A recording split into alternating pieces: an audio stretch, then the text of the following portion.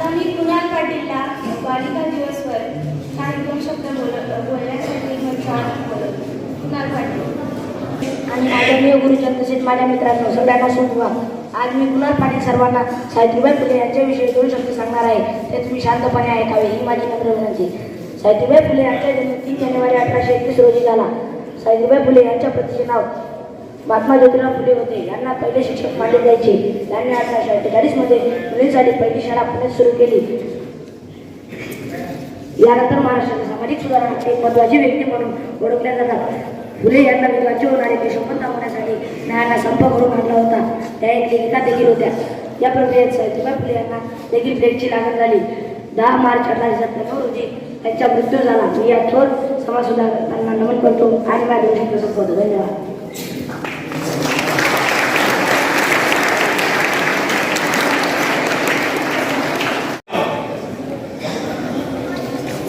सभी को सुप्रभात।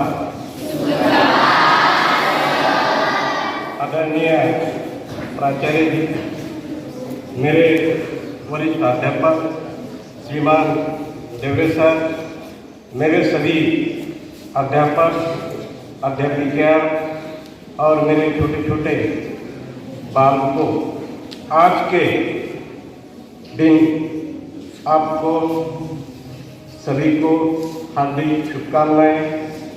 आज ही के दिन 3 जनवरी को महाराष्ट्र के सातारा जिले में नायगांव में सावित्रीबाई फुले का जन्म हुआ। उनके बाद उनकी शादी जो है महात्मा ज्योतिराव फुले से हुई। और इन ऐसे भारत के इतिहास में ऐसे 2 महापुरुष हैं जो दोनों दंपतियों ने इस भारत देश की समस्या को समाप्त करने का कार्य किया। ज्योतिराव फुले और सावित्रीबाई फुले ये दोनों दंपति हैं। अब सावित्रीबाई फुले की जयंती और महात्मा ज्योतिराव फुले की जयंती ये दोनों एक साथ ही आते हैं, क्योंकि दोनों ने मिलकर कार्य किया। ऐसे दोनों ने ये समाज सुधार के लिए कार्य। उस समय बेटा आपको लगेगा कि हमको तो पढ़ने का अधिकार, ऐसा क्या ऐसा नया है? हर गांव-गांव में स्कूल है, हम इतनी सारी संख्या में लड़कियां पढ़ रही है, लेकिन भारत में उस समय का काल को याद कीजिए जो 1947 के पूर्व इस देश में ऐसी सामाजिक व्यवस्था थी। अनेक धर्मशास्त्रों ने महिलाओं के ऊपर, बालिकाओं के ऊपर अनेक निर्बंध थे। उसमें से एक था महिलाओं को शिक्षा नहीं देनी चाहिए। ऐसे समय पूना जैसा शहर बहुत बुद्धिमान लोगों का है। जैसे सदाशिव पेट में महाराष्ट्र के सभी बुद्धिमान वहीं रहते थे और इन लोगों ने जो महाराष्ट्र का जो सामाजिक व्यवस्था थी उसी शहर से कर दी। इन लोगों ने अपने धर्म के अनुसार, धर्म में कहा भी नहीं था कि महिलाओं को शिक्षा नहीं देनी चाहिए, लेकिन अब विपर्यास करके कहने लगे कि महिलाओं को पढ़ाई नहीं होगी। ऐसे समय में कट्टर लोग थे। ऐसे पुणे में भिड़ेवाड़ा में महिलाओं के लिए, लड़कियों के लिए बालिका विद्यालय की स्थापना की और वह सावित्रीबाई फुले भारत की पहली महिला अध्यापिका बनी और आगे चलकर उसी स्कूल की प्रधान आचार्य भी बनी। अब ये जो पूरा प्रवास करते समय उनके साथ उनके पति जैसे कि ज्योतिराव फुले थे। अब ज्योतिराव फुले ने पहले सावित्रीबाई को शिक्षा दी।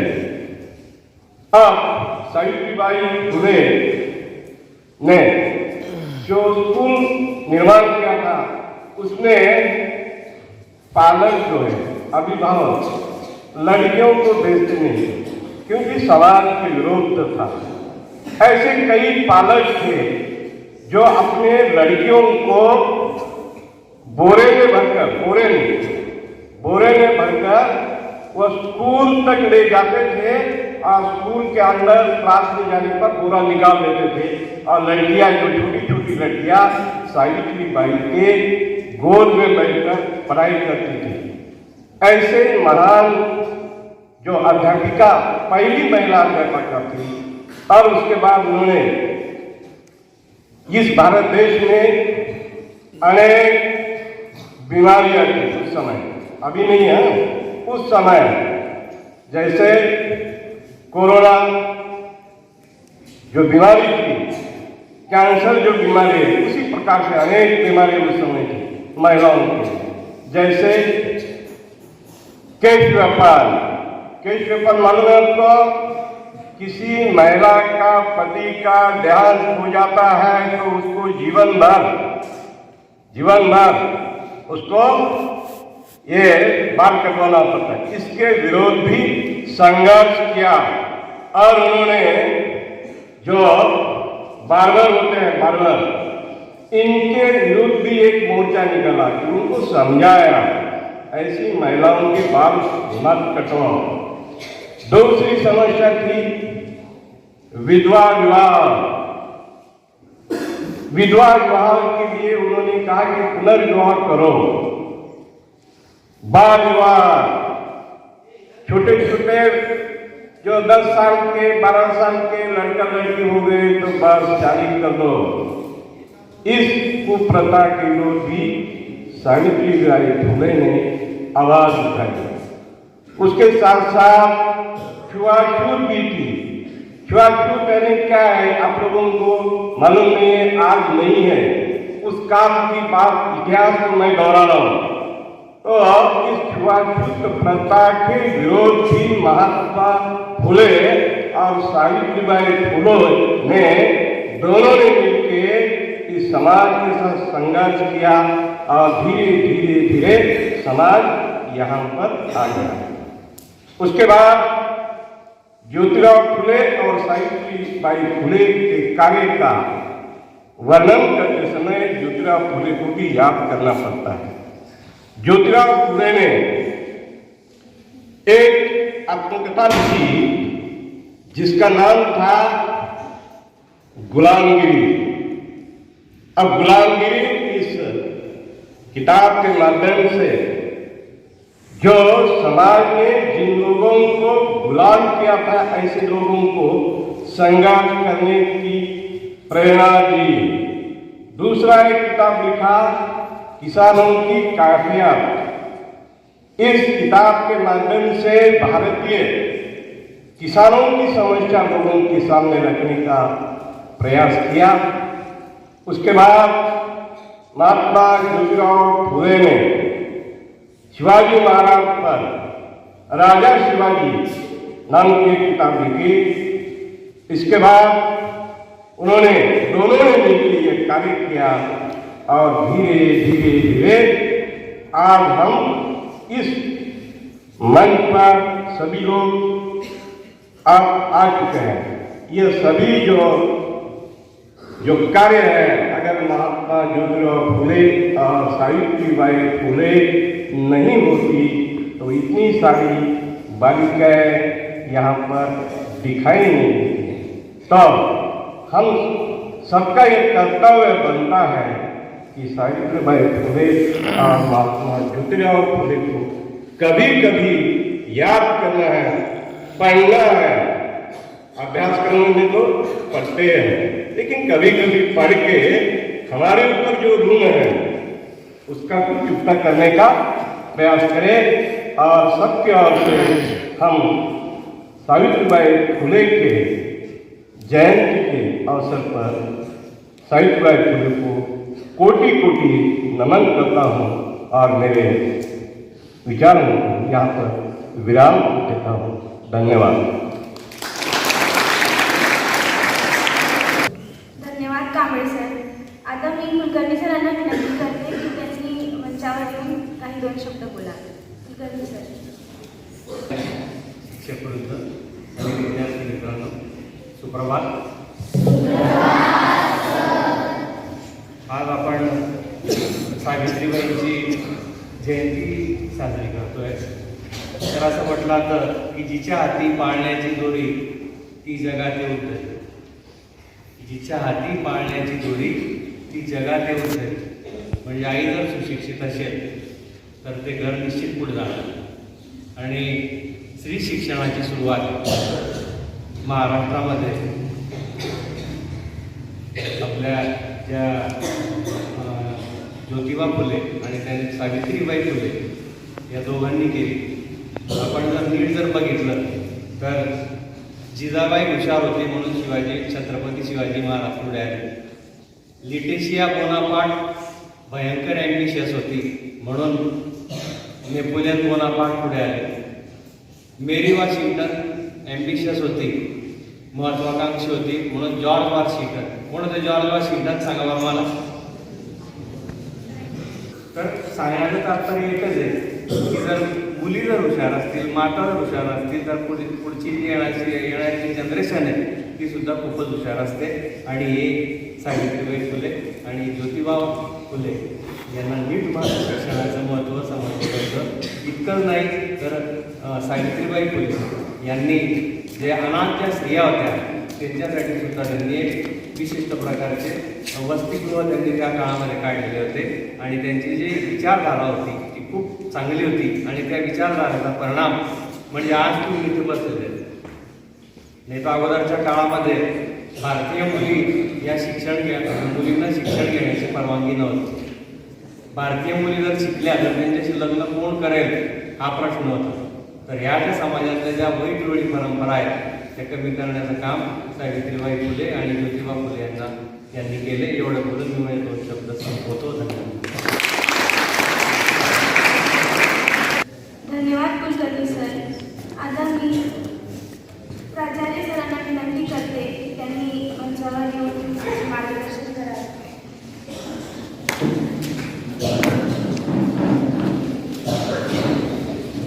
Good morning. सर्व ठीक आहे? ओके. आगे हमारे यस सर. कैसे दिख रहे यार? अभी ऐसे दिख रहे? Yes sir. ओके. तो सर ने यस कहा और आप लोग सभी यूनिफॉर्म में, खास करके स्वेटर में है, इसलिए आपके लिए पहली बार आ लिया.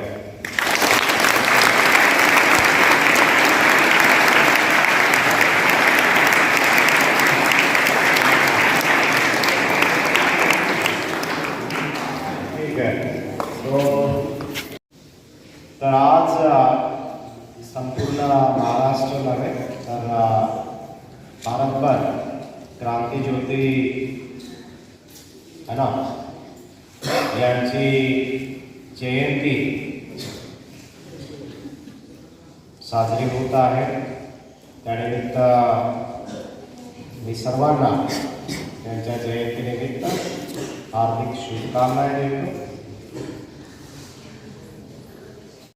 सांगितलं की वेगवेगळ्या काही चालीरीती होत्या, प्रथा होत्या. त्यामध्येच एक की महिलांना शिक्षणाचा अधिकार यापासून वंचित करण्यात आलेलं होतं. एवढंच नव्हे तर अगदी त्यांचा दर्जा अगदी अतिहीन बनवून ठेवलेला होता. चूल आणि मूल असेल किंवा काही ग्रंथामध्ये तर असं लिहिलेलं होतं की शूद्र पशु और नारी ताडण की अधिकारी. ठीक आहे, अति वाईट याबद्दल लिहिणं आणि तेही धर्मग्रंथामध्ये लिहिणं हे तेवढंच वाईट होतं.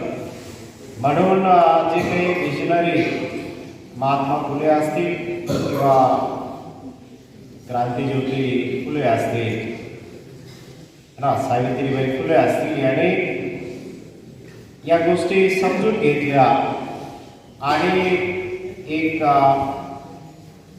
त्याने स्ट्रॉंग डिसिजन घेतला आणि तो हा की आपल्याला काही केलं तरी ज्या घटकाला, जो की समाजाचा, कुटुंबाचा सगळ्यात महत्त्वाचा घटक आहे, त्याला आपण शिक्षित केलं पाहिजे, है ना. जसं कुलकर्णी सरांनी सांगितलं की तिच्या हाती पाळण्याची दोरी ती जगा उद्धारी.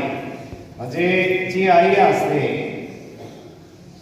है ना, तर ती जर शिक्षित असेल, है ना, तर संपूर्ण कुटुंब शिक्षित होतं. म्हणजे जर का देशामध्ये निरक्षरता खतम करायची असेल, देशाला जर का साक्षर करायचं असेल, तर प्रत्येक कुटुंबातील एक स्त्री जी प्रमुख आहे तिला शिक्षित कराल तर येणाऱ्या पिढ्या ऑटोमॅटिक शिक्षित होतील. आणि मग ही जिद्द या दाम्पत्याने बाळगली आणि त्याने सातत्याने प्रयत्न केले. प्रयत्न एवढे होते की जेव्हा सावित्रीबाई फुले शाळेकडे जात असत तर समाजातील जे असे घटक होते ज्यांच्या डोक्यामध्ये त्या धारणा होत्या की या ज्या काही कार्य करतात तर ते धर्माच्या विरुद्ध आहे, रूढीच्या विरुद्ध आहे, म्हणून त्यांना विरोध केला जात असेल. आणि हा विरोध साधा नसून अगदी टोकाचा विरोध होता. ठीक आहे, वेगवेगळ्या पद्धतीने त्याची प्रताडणा केली जात होती. आणि ती प्रताडणेचं जर स्वरूप तुम्ही ऐकलं तर अगदी भयानक. ठीक आहे, त्यांना टोमणे मारणे असेल, शिव्याशाप देणे असेल, आणि एवढंच नव्हे तर त्यांच्या अंगावरती चिखल सेल टाकण्यापर्यंत हा विरोध होता. आता एवढा जर विरोध असेल तर आपल्यासारखी सामान्य व्यक्ती अगदी पसंत करेल की हा उपद्व्यास नको, है ना. शाळेत जाणे आणि मुलींना जमा करणे, कारण मुली अशा सहज येणाऱ्यापैकी नव्हत्या, है ना. तुम्ही सहज येता, तर अशा मुली त्यावेळेस नव्हत्या. का तर त्यांना घडवणे ती परवानगी नव्हती, है ना. आणि मग असं रूढीच्या विरोधात जाऊन, समाजाच्या विरोधात जाऊन, समाजातील लोकांचा विरोध पत्करून एखादं कार्य जर हाती घ्यायचं आणि ते तडीस द्यायचं, है ना, तर हे कठीण कार्य असतं. तर या सावित्रीबाईला अगदी एक साडी सेपरेट घेऊन जावी लागत असेल. कारण जर का कोणी अंगावरती सेल टाकला असेल, चिखल टाकला असेल, आणि तशा अवस्थेमध्ये जर मुलींना शिकवणं असेल तर हे शक्य नव्हतं. त्यामुळं त्या एक सेपरेट साडी सोबत घेऊन जात असे. आणि एवढा विरोध पत्करूनही त्या शिकवण्याचा जो काही त्यांचा छंद होता, जिद्द होती, ठीक आहे, ती त्या पूर्ण करत असत.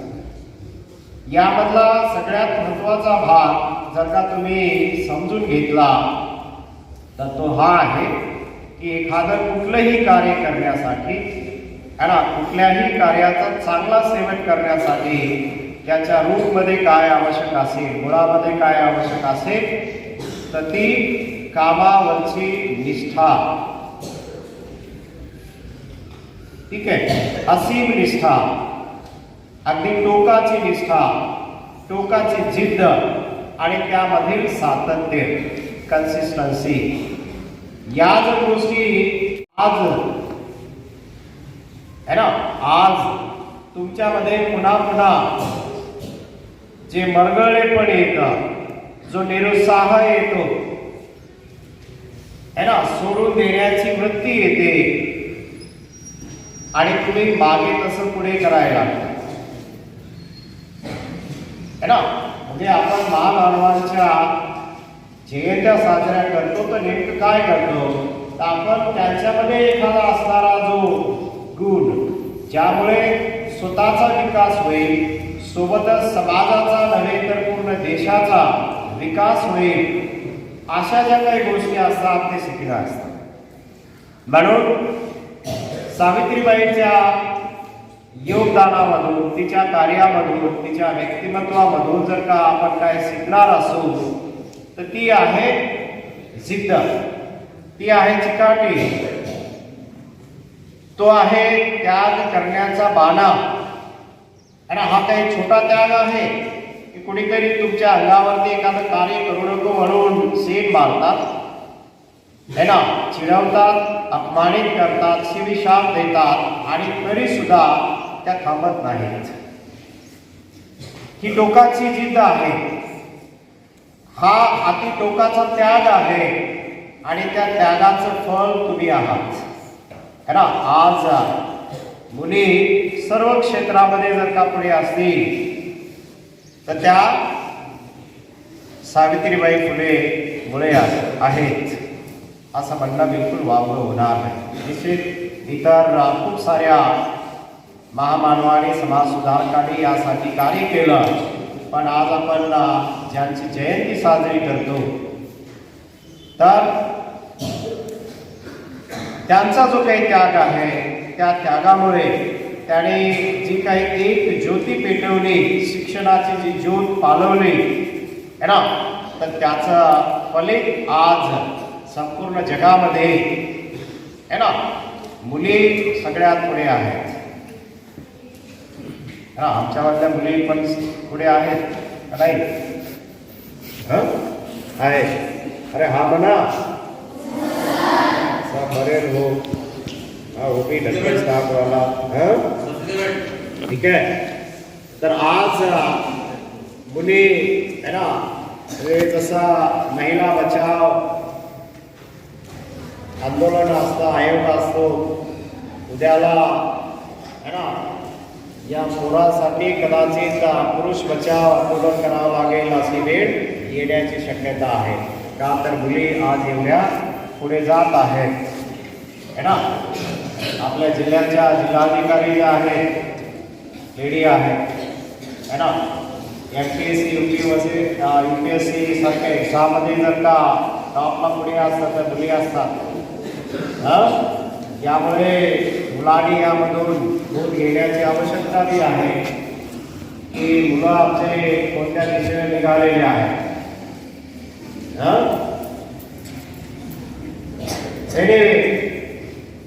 महत्वाची गोष्ट की जरी आज असं असलं की मुली पुढे येतात, पण आमच्या इथल्या मुली थोड्या वेगवेगळ्या गोष्टीमध्ये अटकलेल्या आहेत है ना. आमचं फोकस ज्या महत्त्वाच्या गोष्टी आहेत त्याकडे आणखी सक्षमतेने येण्याची आवश्यकता आहे. नाहीतर आम्हाला हाऊसमध्ये हे भेटत नाही, ते भेटत नाही, कोणीतरी आम्हाला रागावतं, बोलतं है ना. त्या काळामध्ये सावित्रीलाही खूप अपमानित केलं जात होतं, तरी त्यांचा जो काही फोकस आहे तो फोकस कधीही ढळू दिला नाही. त्या कधी रडल्या नाही, त्या तेवढ्याच आणखी मजबूत होत गेल्या. जेवढा विरोध कठोर तेवढा त्यांनी त्यांचा निर्णय कठोर केला, त्यांच्या कार्याला त्यांनी धार दिली. तर ती धार है ना, तो शार्पनेस तुम्ही समजून घेऊन है ना, जर तुमच्यामध्येही तो गुण आणण्याचा प्रयत्न केला तर तुमच्यामध्ये ज्या काही चिल्लर गोष्टी, आज किरकोळ गोष्टी पुन्हा पुन्हा डोकावतात है ना, अभ्यासापासून प्रवृत्त करतात, चांगल्या गुणापासून प्रवृत्त करतात, चांगल्या वर्तनापासून प्रवृत्त करतात है ना, त्या गोष्टी तुमच्यामध्ये यायला लागतील. आणि तुम्हालाही वाटेल की कदाचित मी भविष्यातली अशी सावित्री बनेल, जी चारित्र्यवान होती, धैर्यवान होती, है ना, सुशिक्षित होती, जिनं समाजाला नव्हे देशाला सुशिक्षित बनवण्याचा चंग वाढला होता. असं मी सुद्धा, है ना, येणाऱ्या पिढीसाठी काहीतरी करेल असं तुम्हालाही वाटलं पाहिजे आणि ते वाटेल. कधी जर का तुम्ही सावित्रीबाईला वाचलात, है ना, सावित्रीबाईचं जे योगदान आहे त्या योगदानाचा अभ्यास केला तर तुम्हालाही या महान महामाता सावित्रीबाई यांच्यापासून ही प्रेरणा मिळू शकेल. यामध्ये दुसरं दुमत होऊ शकत नाही. करणार तुम्ही अशा जिद्दी बनणार, रडणार नाही की माझा फॅन बंद आहे, माझी खिडकी तुटली. निडर बना, धैर्यवान बना, ज्यामुळे है ना की तुम्हाला कोणी तुमच्यावरती कोणी अत्याचार करणार नाही. त्या अत्याचार करणाऱ्या माणसाला तुमची भीती वाटली पाहिजे. 10 वेळा तरी विचार केला पाहिजे की should I do it, am I safe to do it, है ना.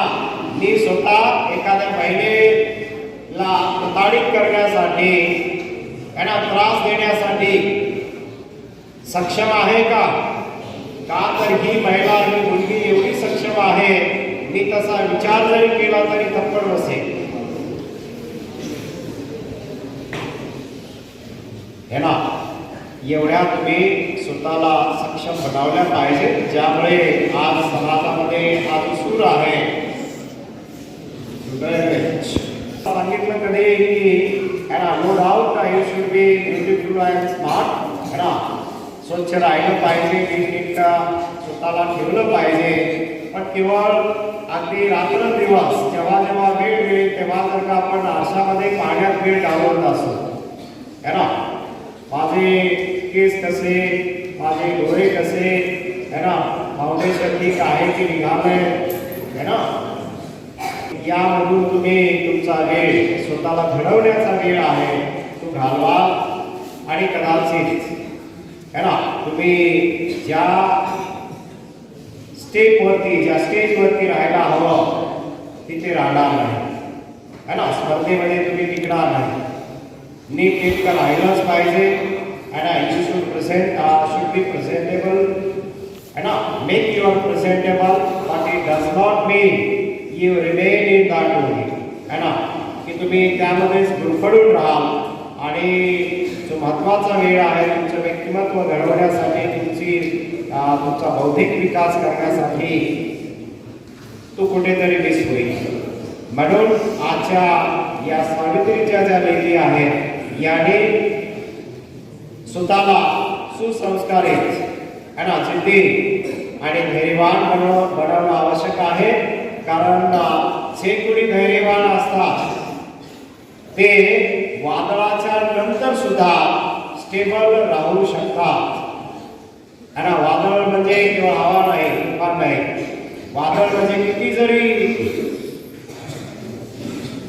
प्रसंग, परिस्थिती, है ना, वाईट असेल, तुम्ही एखाद्या वाईट प्रसंगामधून जात असाल त्याच्यानंतरही किंवा त्या दरम्यानही तुम्ही स्वतःला तेवढेच मजबूत राखू शकता आणि त्या परिस्थितीवरती मात करून पुढे जाऊ शकता. Okay, there are too many things to be told. पण आजच्या प्रसंगी ठीक आहे, तुम्ही सावित्रीच्या, है ना, चारित्र्यामधून, योगदानामधून सगळ्यात महत्त्वाचं जर का काय घ्यायचं असेल तर ते हेच की तुम्ही जिद्दी असलं पाहिजे. आणि जो काही आयश आराम आहे तो किमान त्याग करण्याचा, म्हणजे जेवढा त्याग सावित्रीबाईने केला तर तुम्ही कशाचा त्याग करावा. तर जे आयश आराम करणे आहे, खाणं पिणे आहे, है ना, यामध्येच सर्व आपला जो काही वेळ खर्च केला जातो तो थोडा थोडा त्याग करून जर का अभ्यासामध्ये लावला, चांगला विचार करण्यामध्ये लावला तर तुम्ही सुद्धा सुसंस्कारित आणि त्यागी बनू शकता, ज्यामधून तुमचं आयुष्य उज्ज्वल बनू शकता. I wish once again all the best for you on the occasion of birth anniversary of Savitribai Phule. Thank you, Vanaya.